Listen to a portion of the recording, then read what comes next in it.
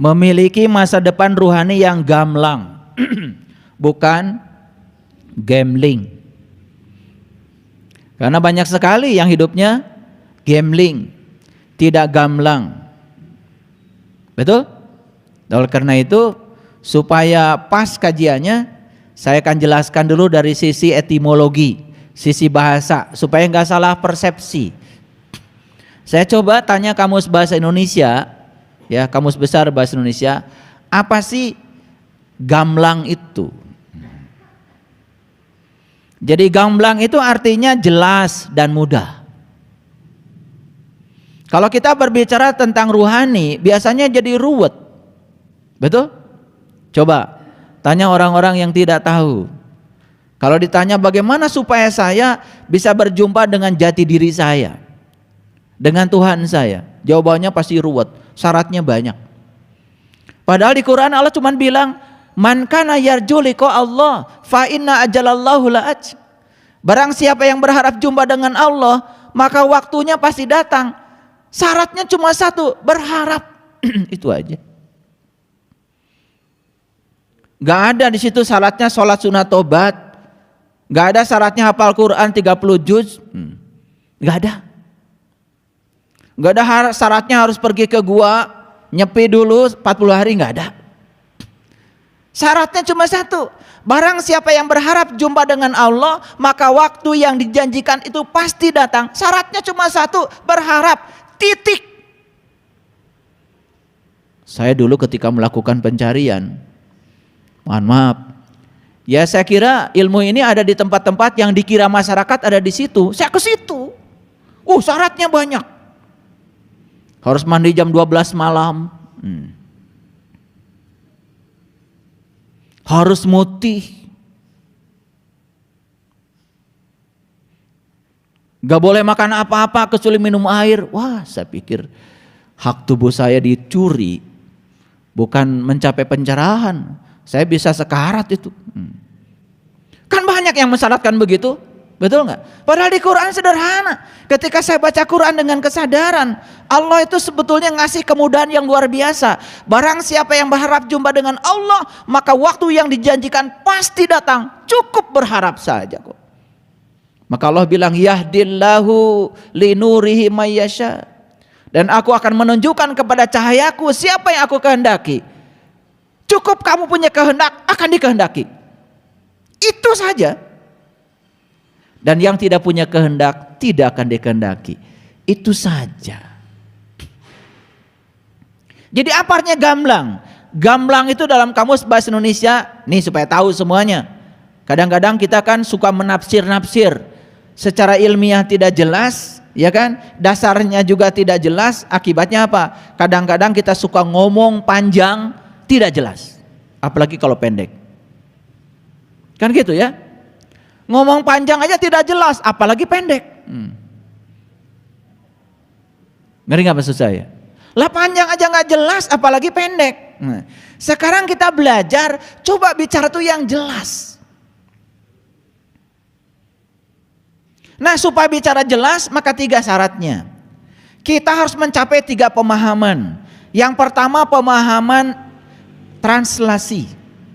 Translasi berarti menggeser. Geser pemahaman buku menjadi pemahaman diri. Kalau kalian baca sesuatu di buku, jangan dihafal. Geser kata-kata buku menjadi kata-katamu. Itu namanya translasi.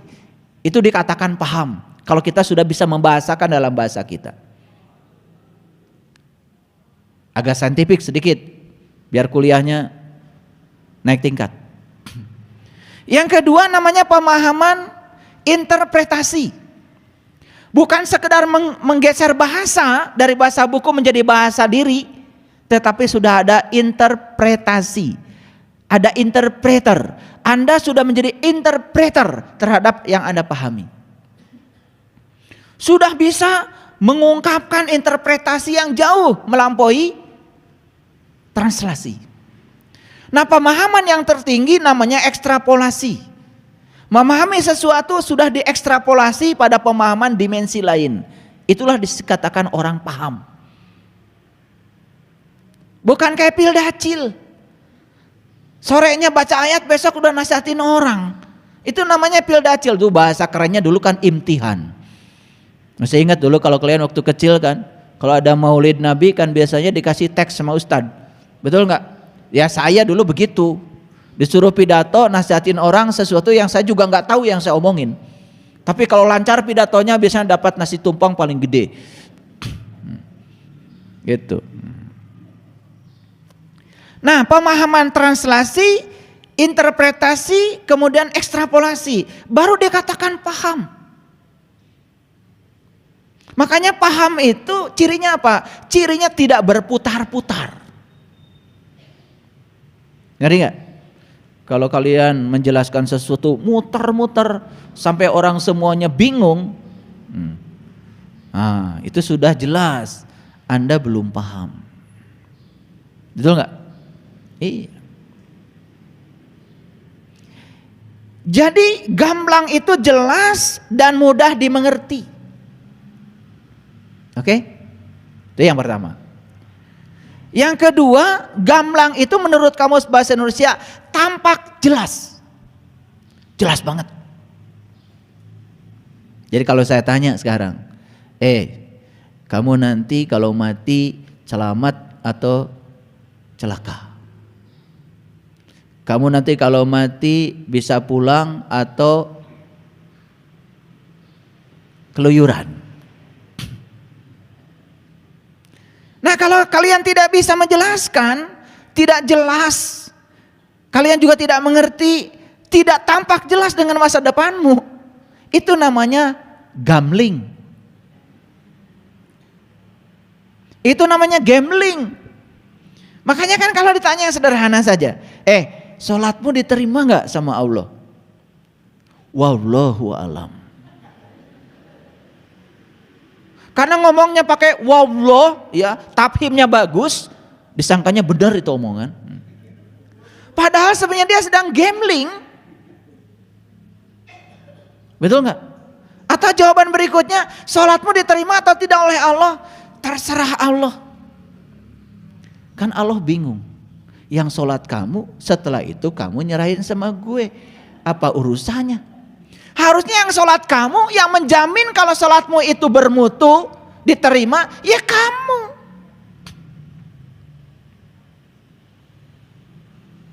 Gitu kan? Kalau ditanya, hajimu mabrur atau mabur? Wallahu alam. Ya lihat saja perilakumu sebelum haji, kamu pelit. Habis haji tambah pelit. Wallahu alam kumaha. Sudah jelas kamu tuh mabur. Cuman kita nggak jujur pada diri sendiri. Kan pertanyaannya sebetulnya perubahan apa yang terjadi setelah kamu haji? Perubahan apa setelah kamu umroh? Kenapa kamu nggak tahu tujuan haji, nggak tahu tujuan umroh? Jawaban yang paling keren adalah wallahu alam. Wallahnya tebel. Asal ke Arab-Araban kan dianggap benar itu. Ini masalah kita. Mau saya buka dikit-dikit biar sedikit agak waras. Ini ngaji kewarasan. Makanya kalau ngaji dengan saya bahaya. Yang tidak waras jadi waras. Itu bahaya ngaji dengan saya. Sebelum Anda umroh, Anda haji, Anda tanya dulu, apa sih tujuan umroh? Kenapa saya mesti umroh? Kenapa mesti haji? Tanya dulu. Jangan dulu daftar. Jangan dulu bayar, tanya dulu untuk apa? Siapa yang merintahkan ke sana? Kan harus tanya dulu. Betul nggak? Setelah tahu perintahnya, tahu tujuannya, daftar. Kan jelas di Quran, jelas di Quran, fa iza afadtu min Arafah fazkurullah. Tujuan haji itu mengingat Allah. Apakah tercapai kita mengingat Allah sepulang dari sana? Enggak akan tercapai. Kalau pergi ke sana cuma ketemu rumahnya. Kalian mau ingat sama saya? Ya cari dong rumah saya. Setelah ketemu alamat rumah saya, sampai di rumah saya, baru sampai di rumah saya, kalian sudah bilang saya sudah bisa mengingat Saiful Karim. Waras enggak? Ketemu aja enggak sama gue? Kamu baru ketemu rumah saya, belum ketemu yang punya rumah. Makanya di Quran dikatakan li'ila fi Quraisy ila fi rihlatas sita'i wasaif falyabudu rabb hadzal bait. Jangan sembah rumahnya, sembah yang punya rumah. Apakah ketika kalian pergi ke sana ketemu yang punya rumah? Bukannya kalian baru keliling-keliling di luar? Ngakunya tamu lagi. Siapa yang nyuguhin keliling-keliling di luar?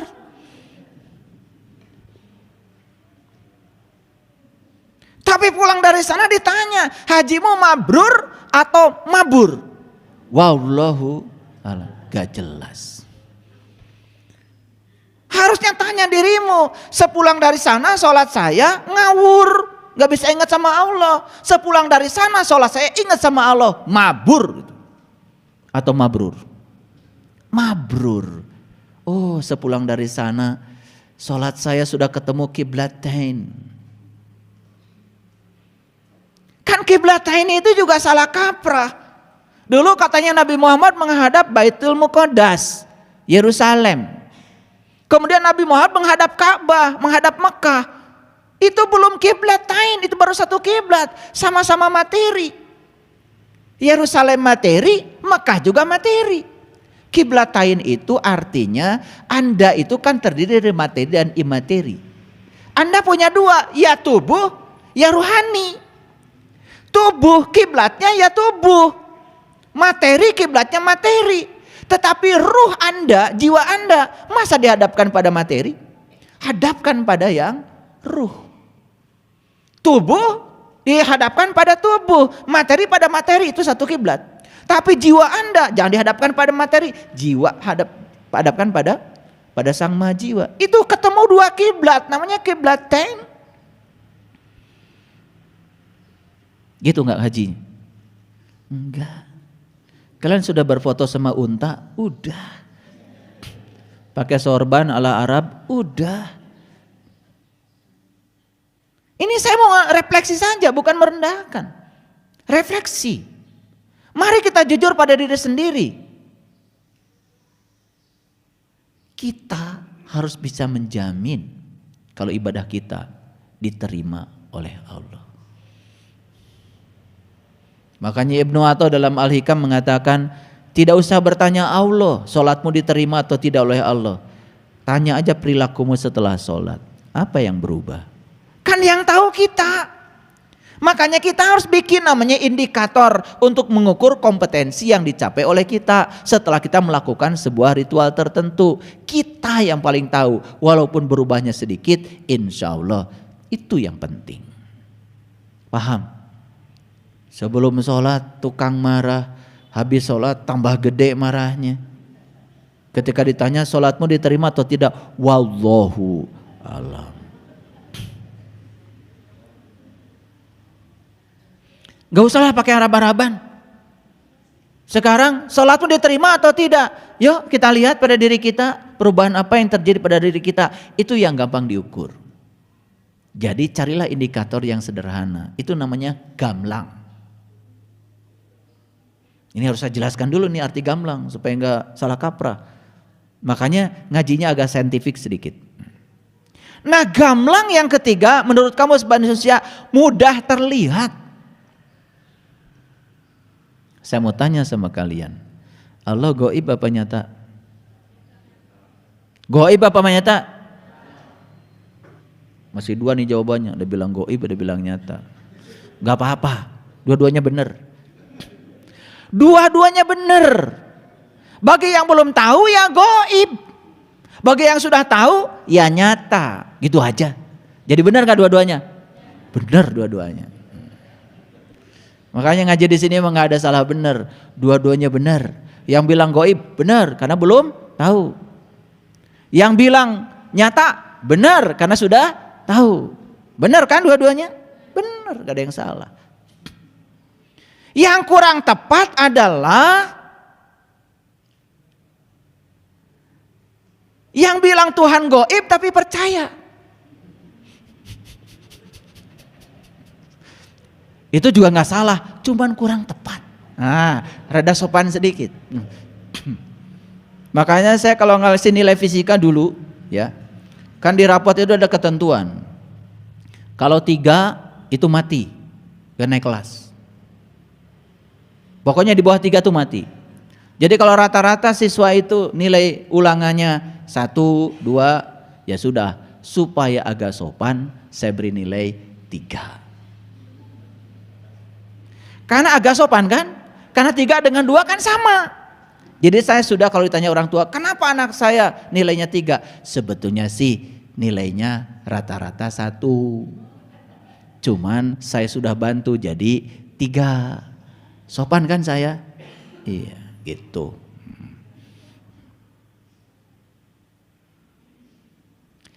Mudah terlihat, itu namanya gamblang.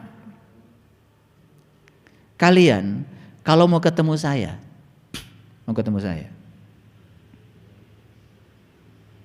tidak mudah. Sekarang aja gampang. Saya habis dari sini, entah mau kemana saya. Kalian nyampe di rumah saya, paling juga orang di rumah bilang, oh ayah barusan pergi ke kampus. Kalian kejar ke kampus, kata mahasiswa saya, oh bapak barusan pergi ke laboratorium. Dikejar kalau oh bapak baru saja pergi ke rumah. Pusing kan cari saya. Makanya cari saya itu susah. Mau ketemu saya itu susah. Tapi kalau mau ketemu yang punya saya, gampang. Tidak pernah tidur. Gak pernah ngantuk. Gak ada istirahatnya. Kapan saja, di mana saja, mau ketemu yang punya saya, gampang. Kalau tahu ilmunya, tahu caranya. Karena Allah udah bilang, aku bersamamu dimanapun kamu berada. Aku bersamamu, lebih dekat kepadamu daripada urat nadi lehermu. Bayangkan, begitu mudahnya ketemu dengan Allah. Begitu sulitnya ketemu dengan saya. Jadi kalau ada orang yang mengatakan ketemu Allah itu sulit, itu kasihan aja. Allah sudah ngasih kabar kok di Quran. Allahu la ilaha illa huwal hayyul qayyum. La ta'khudhuhu sinnatu wa la naum. Aku adalah Allah, tidak Tuhan selain aku. Aku senantiasa berdiri tegak menunggu kamu datang. Aku tidak pernah ngantuk, aku gak pernah tidur.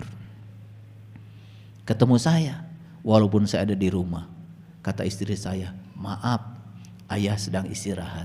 Hese deui wae. Ketemu Allah tidak pernah. Kata Allah, sorry ya, saya kecapean. Ngurusi makhluk ini banyak yang nakal, kata Allah. Hari ini stop, saya istirahat, begitu gak? Tidak, pintu gapuranya selalu terbuka. Gafura itu dari kata gafur. Kita taunya gapura kalau 17 Agustus saja. Gak pernah nanya, kenapa leluhur kita kalau 17 Agustus bikin gapura? Itu Bung Karno itu luar biasa. Karena 17 Agustus, angkanya 17. Kok sama ya dengan 17 rakaat sholat? Kok sama ya dengan 17 Ramadan nuzulul Quran? Kok sama dengan 17 Quran surat Al-Isra, perjalanan menuju Tuhan? Kenapa 17 Agustus selalu identik dengan Gafura? Karena siapa yang menemukan rahasia yang 17, maka dia sebetulnya sudah sampai pada pintu gapuranya Allah. Pusing-pusing sekalian. Karena kita itu kadang-kadang gak ngerti. 17 Agustus kalian coba pakai baju baru aja. Orang lain bawa pedang-pedangan, bawa bambu runcing, ikut aja. Gak tahu esensinya apa. Kenapa Bung Karno memerdekakan bangsa kita 17 Agustus? Kenapa bulan 8 lagi? Kenapa 1945? Luar biasa. Kalau kita menemukan rahasia 17, kita akan menemukan rahasia yang 8. Ternyata 8 itu menyatakan 8 lapisan kesadaran. Dari kesadaran Adam, kesadaran Yahya, kesadaran Yusuf, kesadaran Idris, kesadaran Harun, kesadaran Musa, kesadaran Ibrahim. 7 lapis kesadaran. Puncaknya yang ke-8 namanya Sidrah Al-Muntaha, puncaknya kesadaran. Di situ kita berjumpa dengan Tuhan. Walaqad ra'ahu nazlatan ukhra inda sidratil muntaha indaha jannatul ma'wa id yaghsha sidrati ma yaghsha. Luar biasa. 8. Makanya 17 8. 19 itu lambang dari syakor. Maka di Quran dikatakan ada 19 pintu neraka syakor. 4 5. 4 itu rahasia keilmuan. Syariat, thariqat, hakikat, makrifat. 4. Sidik, amanah, fatonah, balagoh. 4. Abu Bakar, Umar, Utsman, Ali. 4. Unsur pembangun manusia, tanah, air, api, udara. 4. Yuk. Yang harus kita tahu dari Allah 4. Wajibul wujudnya, sifatnya, afalnya, asmanya. 4. Yuk. Makanya tuntaskan belajar yang 4. Maka kita sudah menemukan saraba 4. Maka kita akan sampai di 5. 5 itu menyatakan rukun Islam. Islam itu artinya adalah pasrah total kepada Allah, letting go. Makanya orang yang sudah di level Islam itu, inna solati wa nusuki wa mahyaya wa mamati lillahi rabbil alamin la syarikalah wa bizalika umirtu. Ya Allah, aku siap menerima apapun perintahmu. Aku yakin apapun yang terjadi dalam hidupku karena wa bizalika umirtu, karena amarmu, karena keberadaanmu, karena kehadiranmu. Aku tidak menolaknya ya Allah. Tapi ajarkan pesan apa yang hendak engkau sampaikan kepadaku lewat semua peristiwa yang terjadi dalam hidupku. Itulah jadi orang bijaksana. Keren sebetulnya. Kalian peringati 17 Agustus gitu-gitu aja. Udah stop dulu itu. Kepanjangan saya bicara itu.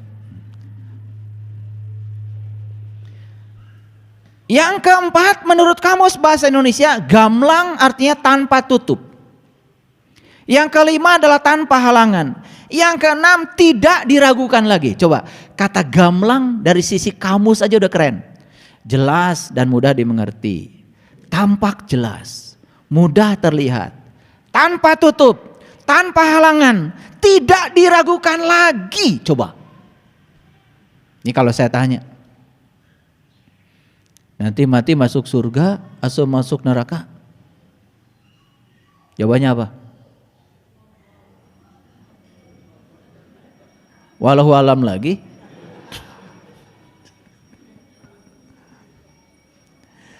Nah, kenapa kita sekarang tidak percaya diri? Kenapa kita sekarang tidak punya kepastian? Karena selama ini semua yang kita pelajari semuanya adalah keraguan yang tidak mendorong kita pada kepastian.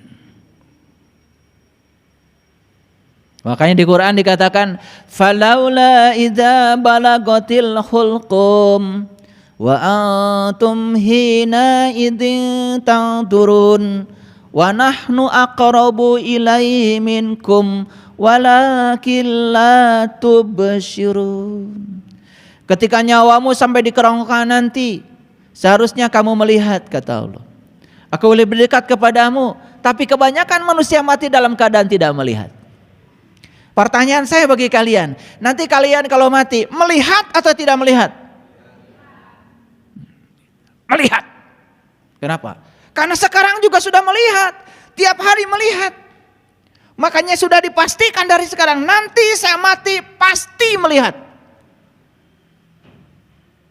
Bukan wallahu alam. Atau ragu.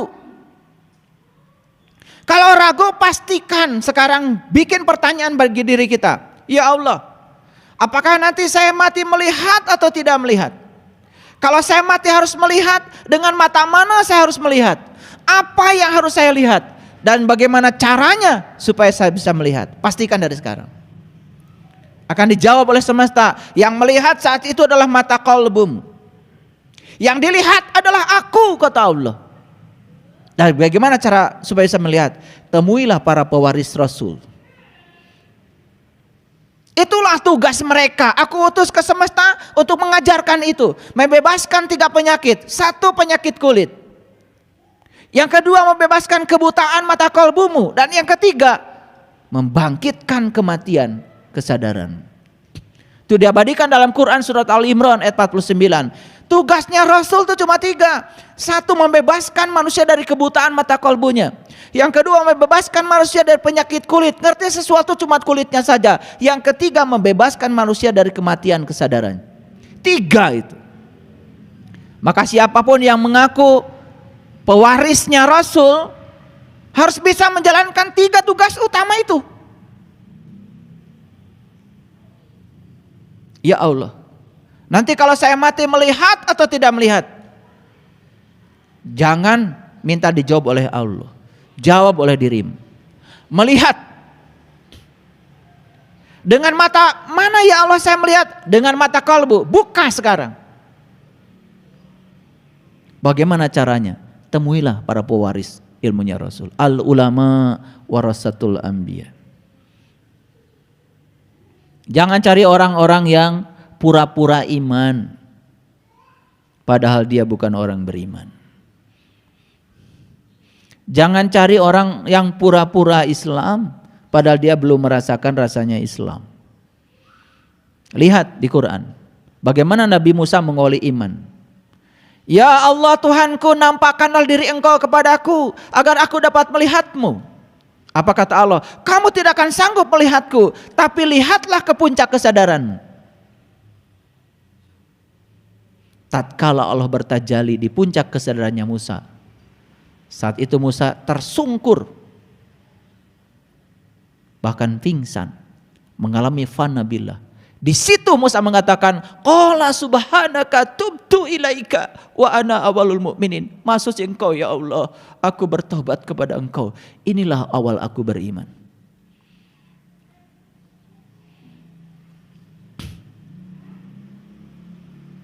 Ulangi. Jadi gamblang apa? Jelas dan mudah dimengerti. Oleh siapa? Oleh dirimu sendiri. Jadi kalau ditanya oleh saya, bagaimana masa depan rohanimu? Jelas dan mudah dimengerti. Karena sekarang sudah jelas. Bagaimana masa depan rohanimu? Tampak jelas. Bagaimana masa depan rohanimu? Sudah terlihat mudah dari sekarang. Bagaimana masa depan rohanimu? Gak ada tutupnya lagi. Kelihatan dengan jelas. Sudah kasyaf, sudah mukasyafah. Makanya syarat untuk mencapai mukasyafah kan kata para ulama, 1 harus ma'rifah. Lanjutannya adalah musyahadah. Setelah ma'rifat baru musyahadah, penyaksian. Di atas penyaksikan ada yang namanya mukasyafah, terbukanya tirai tanpa tutup. Puncak yang tertinggi adalah mahabbah. Kemarin ada salah satu peserta BMK, saya tanya, kamu cinta sama Allah? Cinta banget ayah. Kamu sudah ketemu Allah? Belum ayah. Orang mana kamu? Saya dari Jawa Timur ayah. Pernah dengar? Witing tresno jalaran soko kulino. Pernah? Dengar ayah. Apa artinya? Kalau kita sering ketemu baru jatuh cinta. Lah kamu belum ketemu udah jatuh cinta. Saya bilang kamu ini cintanya pangeretan. Kan banyak yang mengklaim cinta, betul? Bagaimana bisa cinta? Cinta itu tidak tumbuh begitu saja. Kalau sering ketemu ya baru cinta. Lah kamu ketemu aja belum, sudah mengklaim cinta. Ini masalah ini bagi umat. Karena banyak ngasih contoh. Contoh gak benar maksudnya. Tiba-tiba cinta ketemu aja belum. Bisa kalian mencintai gak ketemu? Ya sudah. Kawinnya lewat online aja. Tidurnya online juga. Bisa begitu? Mau gimana punya anak? Nanti anaknya juga online. Oke, sampai sini dulu. Nah sekarang saya jelaskan gambling. Nah ini kalau tadi kan gamblang. Nah sekarang kita jelaskan gambling. Gambling ini menurut kamus bahasa Indonesia satu perjudian. Tahu judi? Tahu judi? Bilang, kalau tahu bilang tahu, kalau enggak bilang enggak tahu. Tahu? Kasih contoh. Kalau tahu harus bisa ngasih contoh. Tahu enggak? Tahu apa tidak? Kalian. Ya kalian tahu judi apa tahu orang? Sabun ayam judi. Betul? Main kartu judi. Togel judi. Gitu. Saya nggak mau bahas itu. Karena itu hanya bagian kecil dari judi. Judi yang besar itu adalah membiarkan masa depan kita dalam ketidakpastian. Itulah di Quran dikatakan judi itu haram. Bukan berarti saya menghalalkan sabung ayam. Ya masa kok ayam malah diadu-adu, kasihan. Itu juga tidak baik.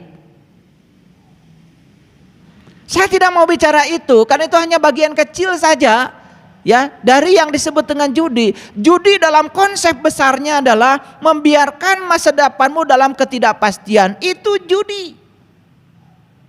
Sekarang saya tanya, sholatmu diterima atau tidak? Wallahu alam. Judi. Saummu diterima atau tidak oleh Allah? Wallahu alam. Judi. Hajimu mabrur atau mabur? Nggak tahu. Judi. Semua yang kau lakukan tidak pasti, itu yang namanya judi. Itu yang disebut dengan gambling. Jadi gambling itu menurut kamus bahasa Indonesia yang pertama adalah perjudian. Yang kedua untung-untungan.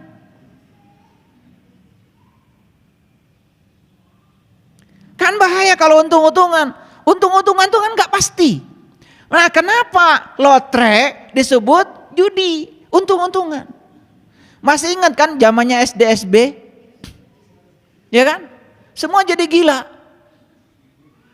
Tiba-tiba banyak sekali orang yang punya pelajaran matematika sendiri.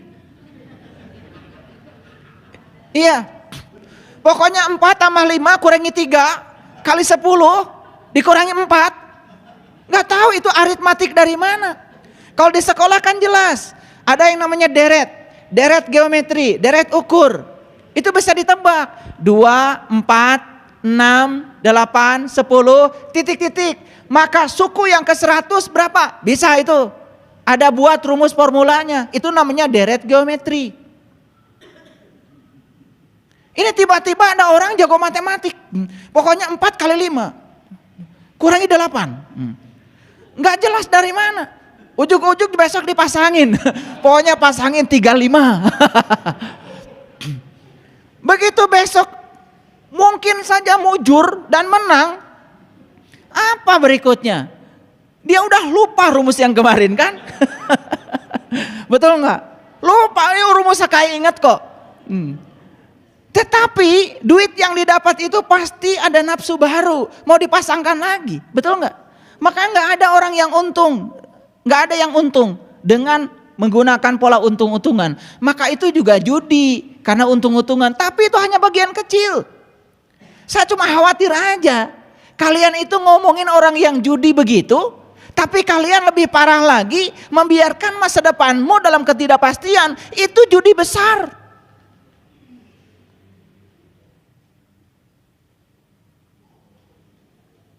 Nanti kamu mati selamat atau celaka? Wallahu alam.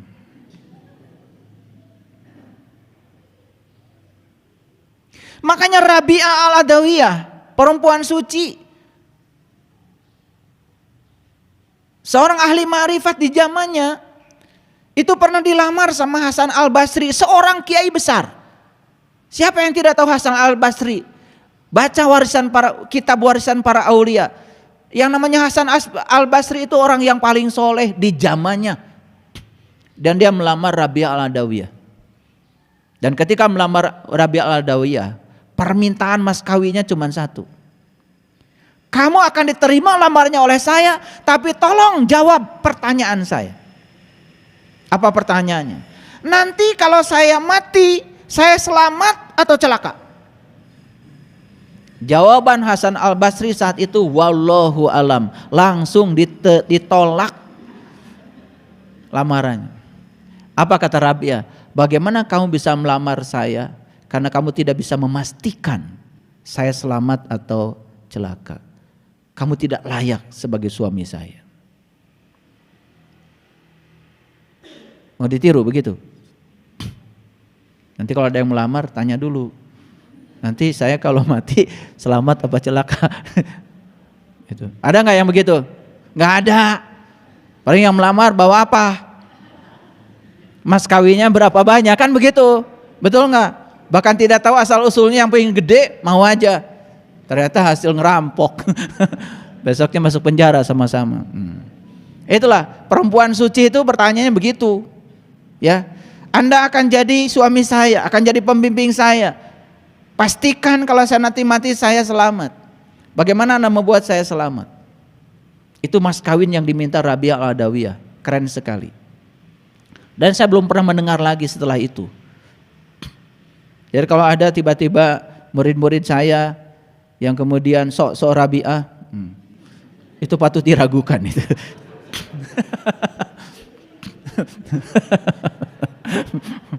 Ini untung-untungan nih, untung-untungan. Yang ketiga, ini menurut kamus, membiarkan sesuatu dalam ketidakpastian. Kan sekarang ini mohon maaf ya. Kalian kan banyak cerita, oh nanti di akhirat itu begini, begitu kan? Betul kan? Sementara yang ceritakan belum pernah ke sana.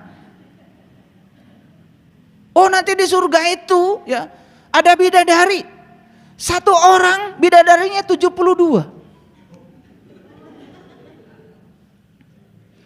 Satu aja saya udah kerepotan. Makanya ada yang gila lagi. Katanya kerjaan para kaum lelaki di surga nanti memecahkan keperawanan. Pagawean naon nu gitu. Ini cerita surga atau cerita apa ini? Karena letterlock betul. Dia nggak ngerti 72 itu apa. Bidadari itu apa. Nggak ngerti sama sekali. Surga itu apa.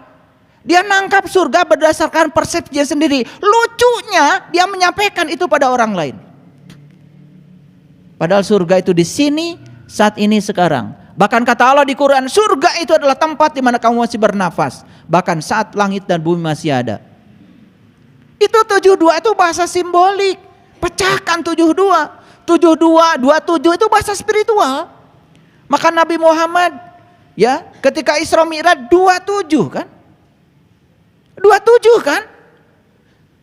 Beliau mengatakan sholat berjamaah 27 kan? Aduh, itu bahasa spiritual. Pecahkan 27 itu, temukan maknanya. Disitulah pentingnya ketemu guru. Nah dibalik dari 72 sama aja. Tetap angkanya 2, 7 dan 2. Nah bidadarinya yang mana? Gak saya ceritakan di sini, mahal. Harus bayar. Enak aja. Kalau saya cerita di sini kan gratis. Gak bisa gratis-gratisan. Ilmu itu ada fidyahnya. Ya.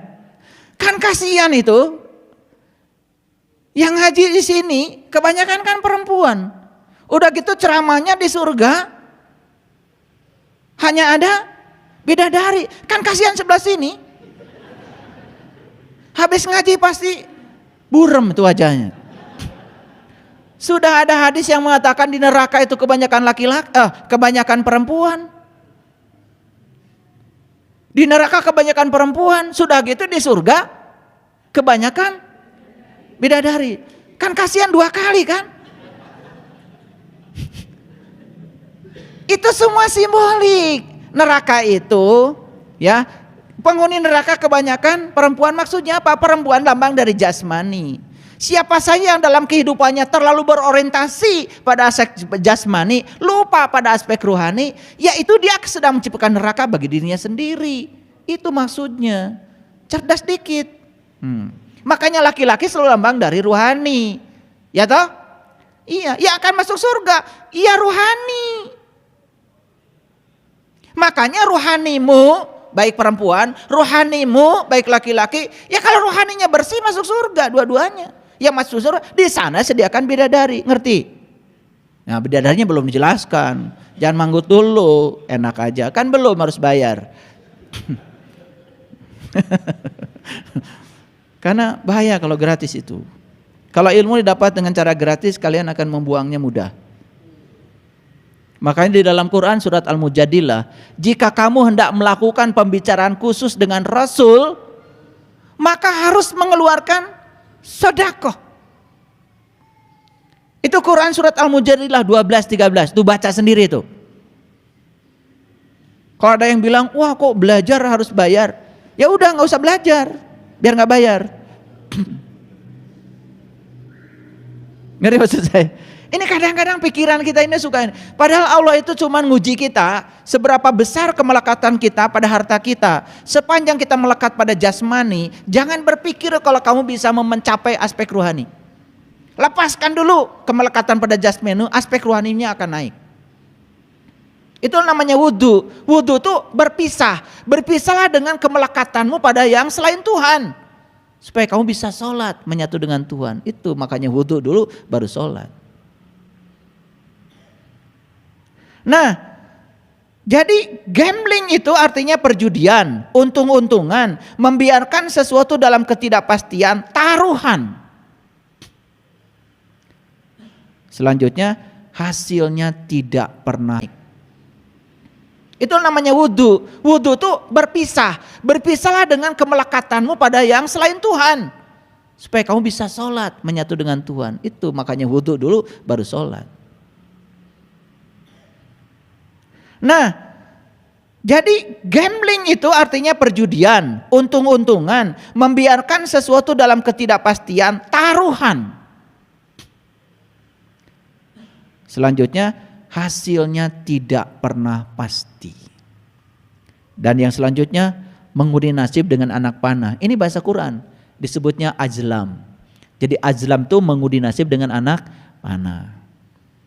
Nah, jadi kan melesatkan anak panah itu kan kemungkinannya banyak. Tergantung keahliannya kan. Bisa masuk ke titik sasaran, bisa keluar dari sasaran, kan begitu. Apalagi yang sembrono memanahnya. Makanya Nabi Muhammad mengajarkan olahraga tuh yang bagus memanah. Maksudnya itu bukan langsung cari panah, langsung olahraga. Kalau sudah olahraganya itu udah merasa ahli surga. Bukan itu. Olahraga artinya memanah. Memanah itu harus betul. Jangan sampai memanah itu sembarangan. Nah, memanah itu memusatkan perhatian pada tujuan sebetulnya. Itu bukan cerita olahraga. Cerita kalau kamu ingin benar hidupmu, pusatkan fokusmu, perhatianmu pada fokusmu. Tujuanmu apa? Kan tujuan kita cuma satu. Ilahi anta maksudi waridoka matslubi. Hanya engkau ya Allah tujuanku. Hanya ridhomu yang kami cari. Itu. Kalau fokus ke sana, maka kita tidak akan. Nah, sekarang saya sudah jelaskan apa itu gamlang, apa itu gambling. Paham ya? Nah, rumusnya yang saya mau jelaskan kan ini.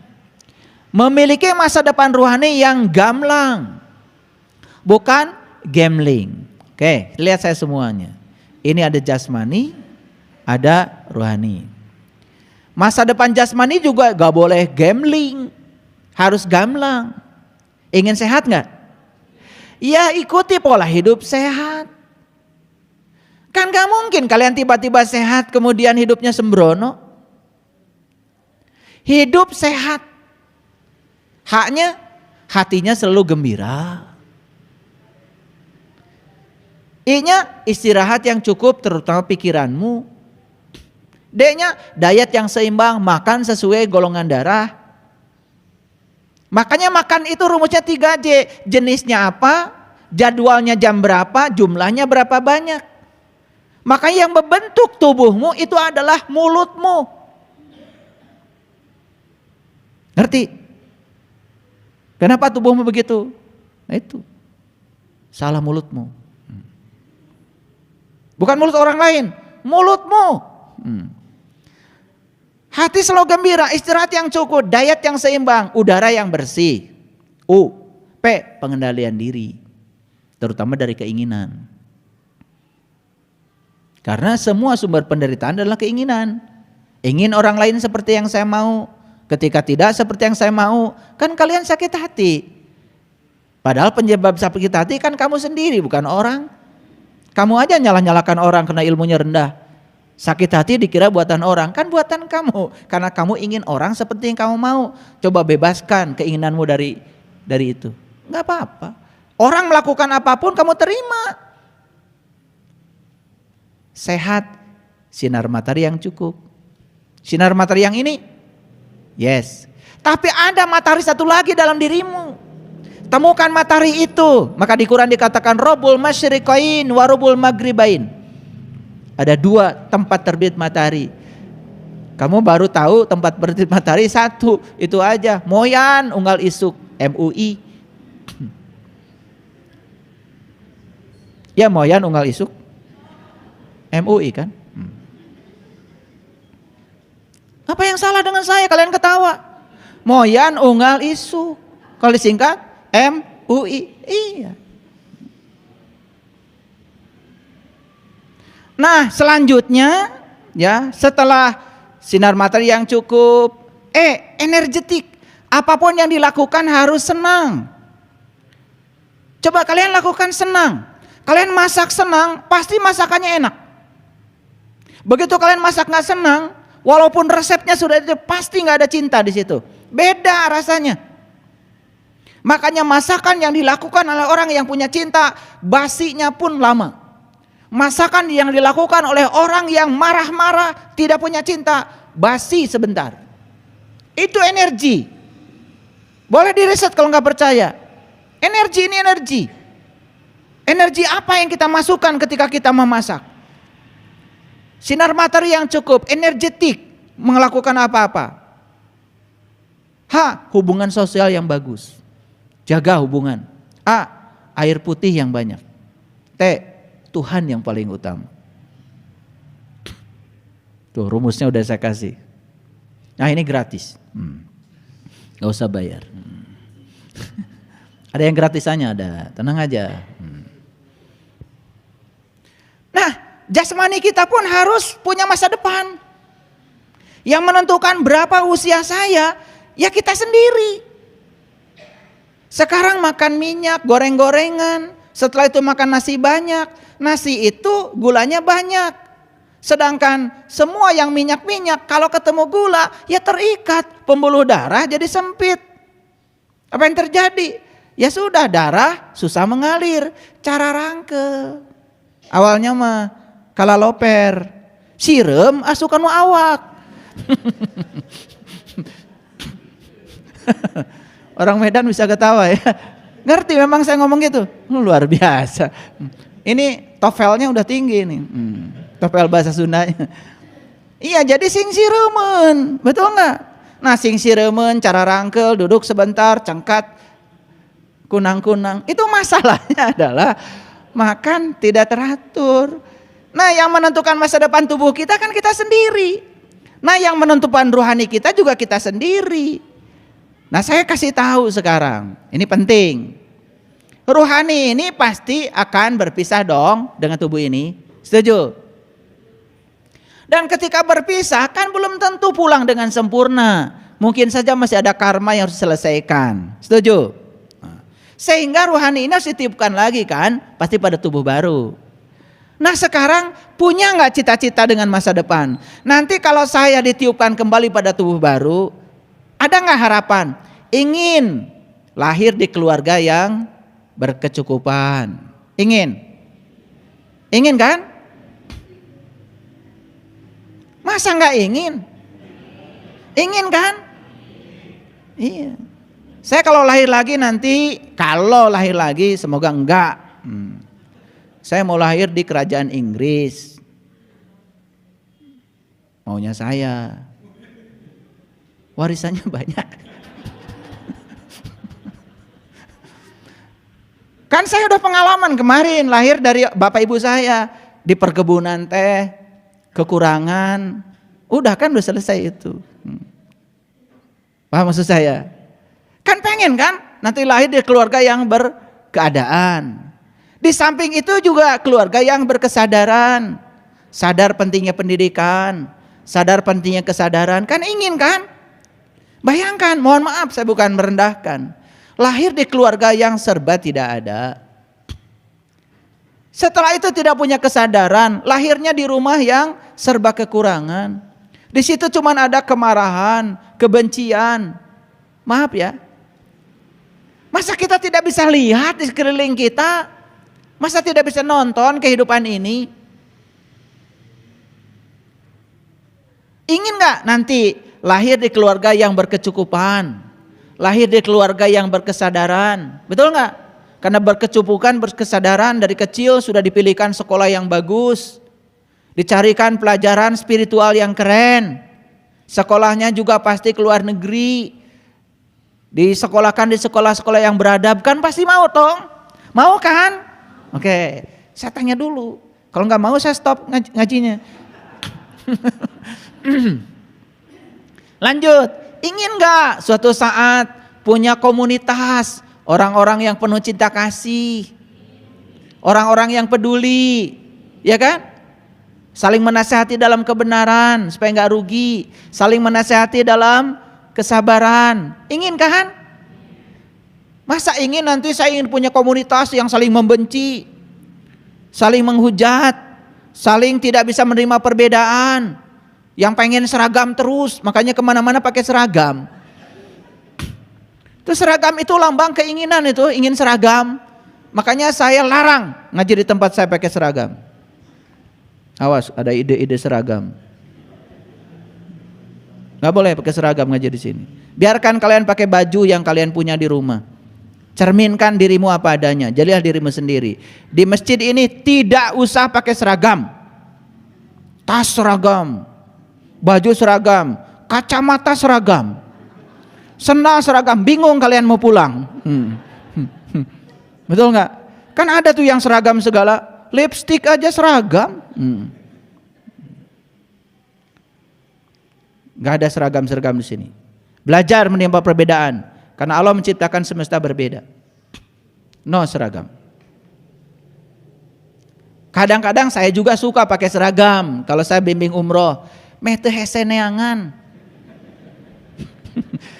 Hese di ditu aduh, loba jelemana.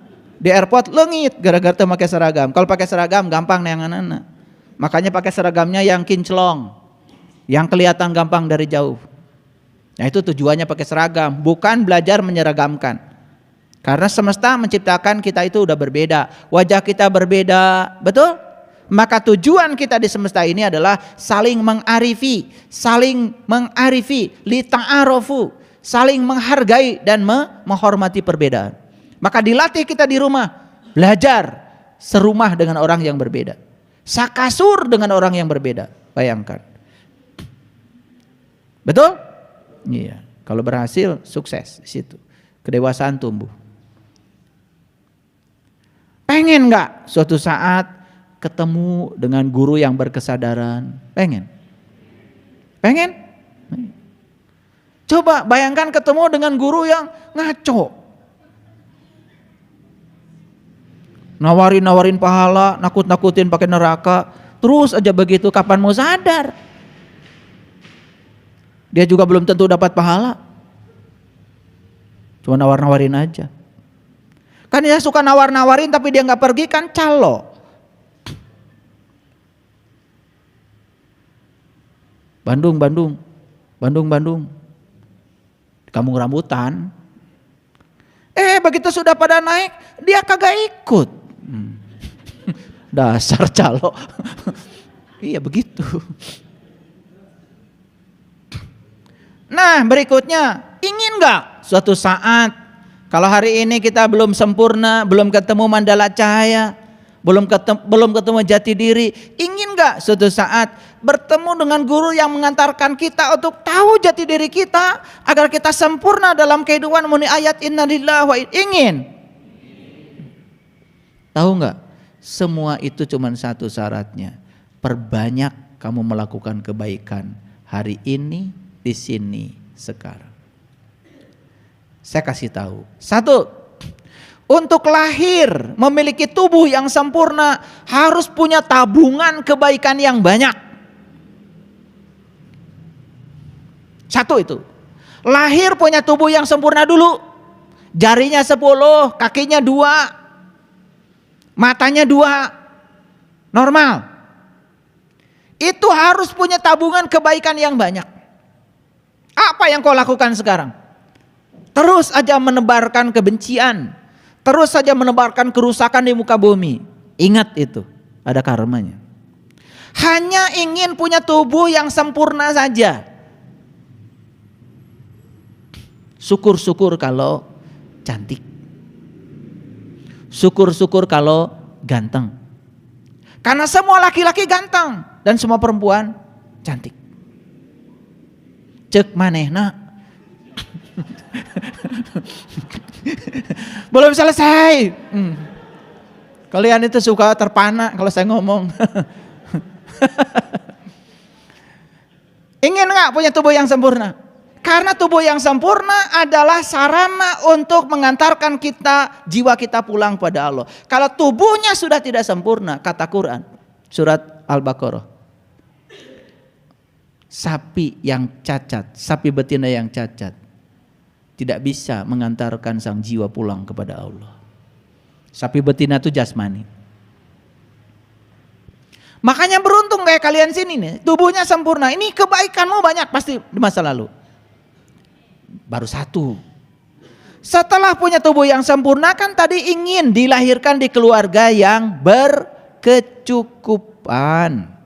Tabungan kebaikanmu harus lebih banyak lagi. Berkecukupan tetapi tidak berkesadaran, buat apa? Selain berkecukupan, berpendidikan, juga ingin dilahirkan di keluarga yang berkesadaran. Tidak ada konflik, tidak ada perang di rumah, tidak ada marah-marahan. Jangan dikira loh, kalau di rumah yang damai tidak ada kemarahan itu mahal. Tabungan kebaikanmu harus banyak. Lahir tubuh yang sempurna di keluarga yang berkecukupan, kemudian di keluarga yang berkesadaran. Dipilihkan pendidikan yang paling bagus, mahal gak masalah. Kan kamu jadi orang, pasti secara duniawi pangkatmu juga akan tinggi. Penguasaan bahasa asingnya keren, penguasaan ilmunya keren, lah pastilah jadi direktur. Iya.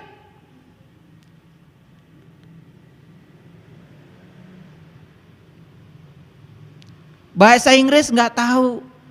Bahasa Indonesia bicara pun subjek, predikat, objeknya nggak jelas.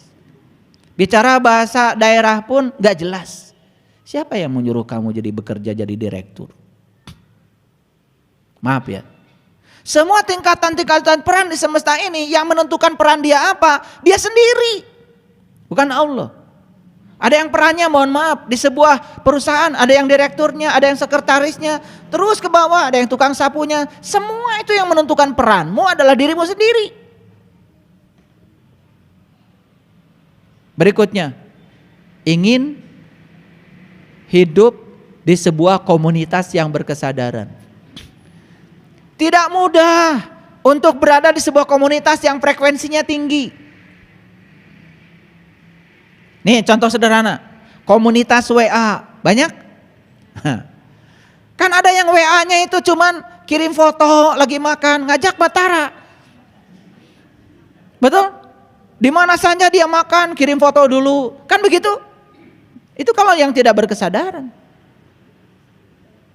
Kalau yang berkesadaran kirim artikel, ada pencerahan, gitu. Ada kan grup WA isinya gosip aja. Lah itu memang sefrekuensi. Ahli gosip. Itu kurang kebaikannya itu di masa lalunya. Nah berikutnya, ingin gak suatu saat, kalau misalkan kita belum selesai di kehidupan yang sekarang, pertemukan aku, katanya Nabi Daud, Tuhan,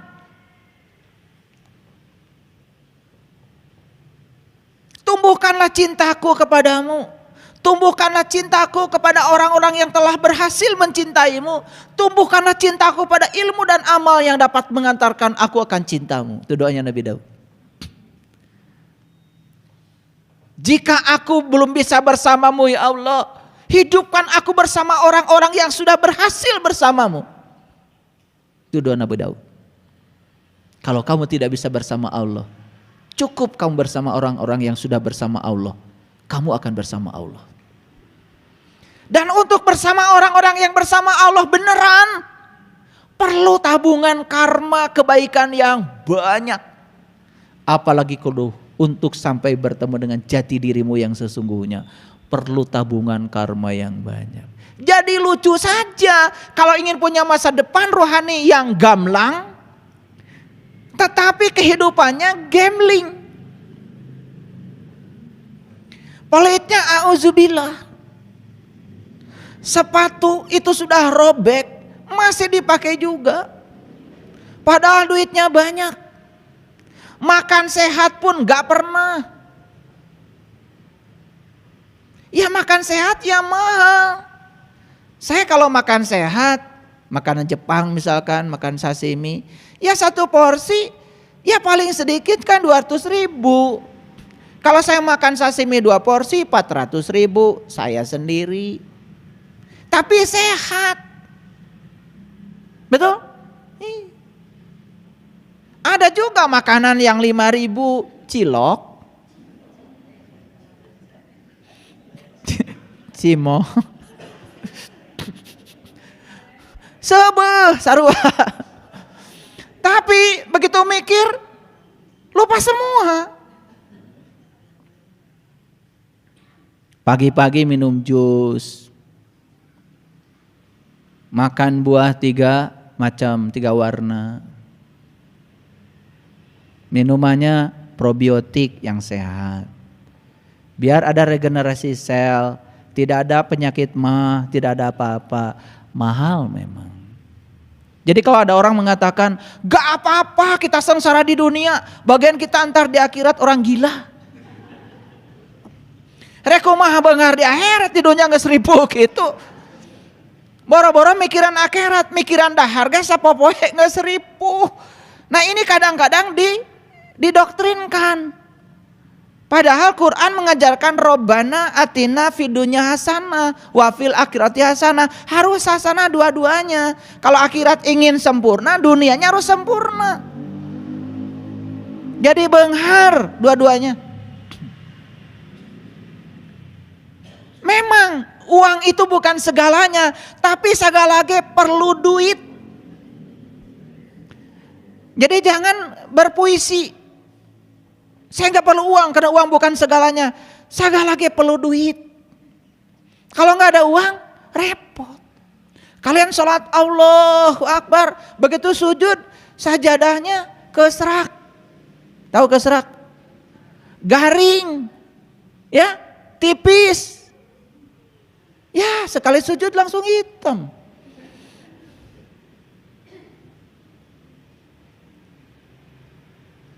Tapi ada juga yang bangga karena tarahum rukaan sujadan yabtaguna fadlan minallahi wa ridwan. Bekas raku dan sujudnya nampak di wajahnya. Lain eta. Bekas ruku dan sujud nampak di wajahnya, wajahnya menyenangkan, penuh persahabatan, bager. Mun batku rek balik, teu kudu ditanya boga ongkos, mere we eta mah. Itu tarahum rukaan sujadan. Ngerti maksud saya? Nah, jadi kalau kita ingin masa depan rohani kita ini bagus, maka caranya adalah di sini saat ini sekarang lakukan sesuatu yang bagus. Semua pemberianmu, semua kebaikanmu tidak ada buat orang lain, semua buat kamu sendiri dan akan dipanen olehmu pada saatnya di masa depanmu. Itu namanya sedang membangun masa rohaninya yang gamblang. Pengumuman ini buat yang pada pelit. Ingin masa rohani, masa depan rohaninya gamblang, tapi sekarang gambling. Ngasih, aduh. Kalau ngasih itu nyaman diomongin lagi. Udah gitu, udah ngasihnya dikit, pakai dalil lagi, gak apa-apa, yang penting ikhlas. Nu saeutik mah teu ikhlas. Yang ikhlas mah ngasihnya banyak. Orang yang kasih banyak kan nggak pernah pakai gak apa-apa banyak juga yang penting ikhlas, nggak ada kan? Tuh. Yang suka pakai nggak apa-apa ngasihnya sedikit yang penting ikhlas menumerena saeutik. Dan numerena loba mah tara make pidato. Nggak apa-apa kan? Ayah ngasihnya banyak juga yang penting ikhlas. Oh, nu ngomong gitu ke saya. Nu sok di WA ngomong gitu, ayah nggak apa-apa ya. 1 lidi pun berharga, kalau nggak ada, tetapnya saeutik. Pakai puisi, nggak apa-apa kan? Tidak ada lidi yang besar kalau tidak ada satu-satu. Benar atau benar? Benar, nggak ada yang salah. Ya, iya. Oh 1 juta juga ya, tidak ada kalau nggak ada 1 rupiah. Bener, piraku atau risa perak mah. Nah kita sering mencari dalil-dalil untuk melindungi, ya sebetulnya kita udah ditegur dari dalam. Jangan ngasih segitu, nggak ada artinya. Tapi kita bikin dalil-dalil untuk memberikan diri seakan-akan terhormat. Itulah sebetulnya. Jadi sekali lagi, kebaikan tentu saja tidak terbatas pada harta. Kebaikan tuh banyak.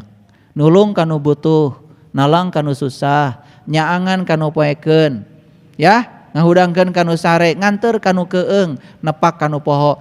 Sok, yang 6 saja kalau dilakukan itu sudah keren. Perbanyak kebaikan. Kapan? Sekarang. Maka Quran mengatakan janganlah kamu mengatakan besok masih ada waktu. Itu adalah kesombongan. Nah, jadi jelas ya. Apa sih masa depan itu? Masa depan adalah waktu setelah masa kini. Masa depan kedatangannya dianggap tak terelakkan. Karena apa? Keberadaan waktu dan hukum fisika. Masa depan itu ada. Karena apa? Karena keabadian. Walaupun secara agama kadang-kadang saya sering mengatakan masa depan tidak ada, masa lalu tidak ada, yang ada masa kini. Itu dari terminologi agama supaya kalian semangat. Tetapi dari sisi hukum fisika masa depan ada. Bahkan ya, kalau saya jelaskan secara fisika, sebetulnya kita harus belajar yang namanya kerucut cahaya. Itu harus belajar teori relativitas Einstein. Kalau saya jelaskan di sini, saya khawatir kalian mencret semua. Jadi karena itu maka saya tidak akan bicara masa depan dari dimensi waktu secara fisika. Cukup saja ya, masa depan itu memang ada secara fisika karena keabadian tetap ada. Tetapi secara agama sering ada orang mengatakan masa depan tidak ada, maksudnya supaya kita berfokus pada di sini saat ini sekarang. Ngerti maksud saya? Nah, bedakan ya, mana sudut pandang fisika, mana sudut pandang agama. Sudut pandang fisika ya memang ya. Ya, ada yang namanya kerucut cahaya. Ya, konsep ruang dan waktu, konsep keabadian. Ada yang namanya teori relativitas, ada yang namanya konsep dilasi waktu. Itu kalau dijelaskan pusing kalian ya. Boro-boro ngurusi teori relativitas ya. Ya. Ya, ngitung aljabar aja yang biasa, x kuadrat tambah 4x ditambah 4 sama dengan 0. Berapa x1, berapa x2, liar kan? Iya, jangankan yang gitu. Gak usah, pusing itu pusing. Itu mah bagian saya. Nah, sekarang yang paling penting bahwa masa depan itu ada. Tetapi dalam konsep agama sering orang-orang mengatakan secara bijak masa depan itu tidak ada. Bukan berarti begitu sudut pandangnya. Supaya kita berfokus pada saat ini. Di sini sekarang. Kalau mau berbuat kebaikan sekarang saja. Gitu maksudnya ya. Jadi bedakan mana sudut pandang fisika, mana sudut pandang agama. Stephen Hawking bicara masa depan ada. Einstein bicara masa depan ada karena beliau adalah ahli-ahli fisika. Ya. Tetapi ya, orang-orang yang mengajarkan kita untuk berbuat hari ini sering mengatakan masa depan tidak ada supaya kita berbuatnya di sini saat ini sekarang. Makanya ada orang yang kemudian menulis buku The Power of Now supaya kita berfokus ke sini saat ini sekarang. Jadi sudah jelas hari ini saya tidak bicara banyak ayat Walaupun saya meluncur tadi beberapa ayat muncul, itu karena anugerah dari semesta buat kalian. Tetapi yang paling penting sekarang, mari kita tentukan masa depan kita dengan gamblang. Terutama masa depan jasmani dan rohani kita. Dan mulai sekarang berhenti untuk melakukan tindakan gambling. Karena semua harus sudah pasti. Terima kasih. Assalamualaikum warahmatullahi wabarakatuh.